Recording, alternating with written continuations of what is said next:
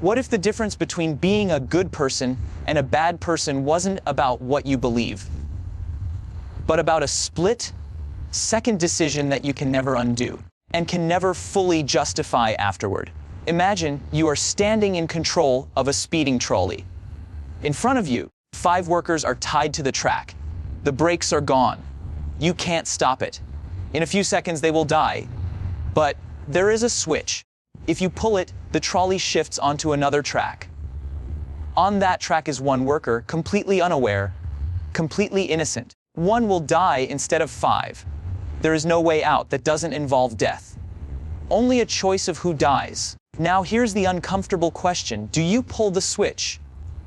Most people instinctively say yes. Save 5, sacrifice 1. It feels logical, even responsible.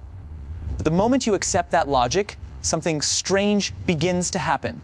Because now you are committed to a principle that numbers matter more than individuals.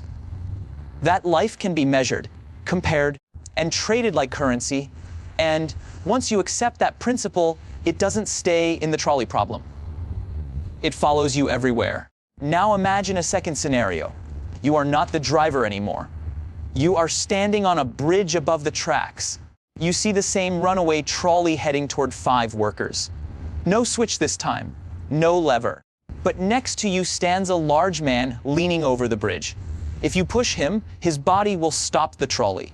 He will die, but the 5 will be saved. Same outcome. 1 life for 5, the same math. But suddenly, something changes inside you. Almost everyone who was willing to pull the switch refuses to push the man. Why? What changed is not the numbers, it is the action. In the first case, you redirect a machine. In the second, you directly kill a person with your own hands. And even though the result is identical, your mind refuses to treat them as morally the same. This is where morality stops being simple and starts becoming uncomfortable.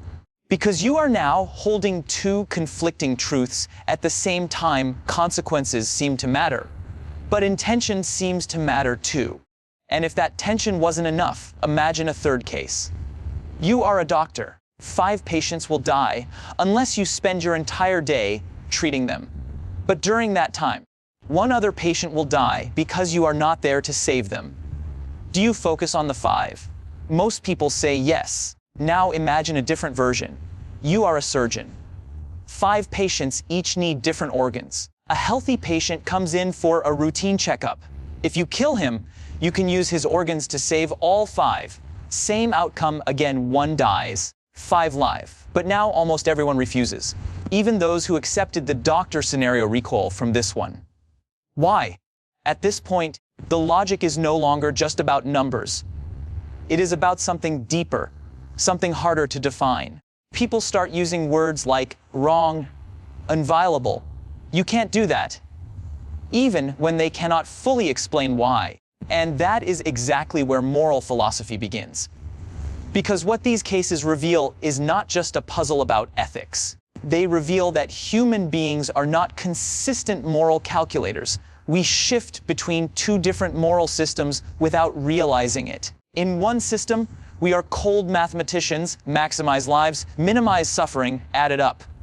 In the other system, we are bound by invisible lines. Do not kill directly, do not violate consent, do not treat a person as a tool. The first system is known as consequentialism. It judges actions by outcomes. If 5 lives are saved, the action is justified. The second system is categorical thinking. It judges actions by principles that cannot be broken, even for good outcomes. Some acts are simply wrong, regardless of what they produce. And the tension between these 2 ways of thinking doesn't stay theoretical.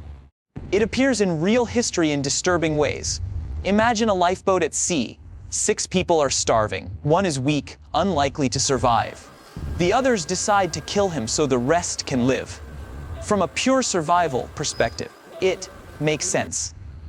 But when the law eventually judges them, it does not ask whether the outcome was efficient.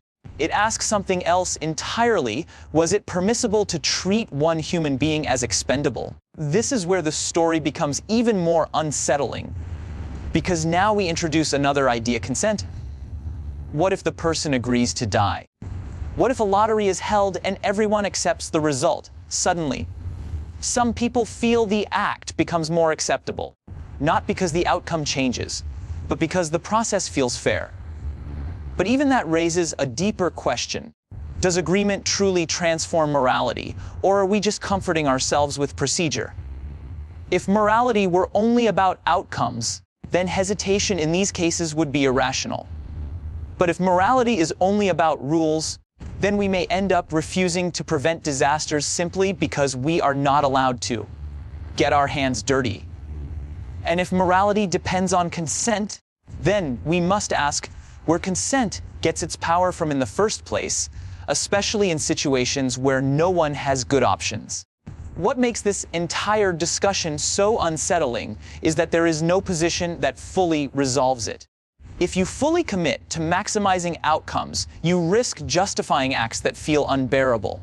If you fully commit to inviolable rules, you risk allowing greater harm to preserve purity. And if you rely on consent, you must explain why agreement under pressure changes moral reality at all. This is why these scenarios are not really about trolleys or lifeboats or doctors. They are about us. They force us to confront the hidden structure of our moral instincts. We like to believe we are consistent, but we are not. We shift depending on distance, emotion, and involvement. We accept sacrifice when it is abstract and reject it when it becomes personal. We defend principles until they demand something we cannot emotionally tolerate. And maybe the most uncomfortable realization is this: morality is not just about finding the right answer. It is about realizing that every answer comes at a cost. Even inaction is a choice. Even certainty hides contradiction. So when the trolley is finally heading down the track, the real question is not simply who should die. The real question is what kind of moral person you become depending on how you justify your answer.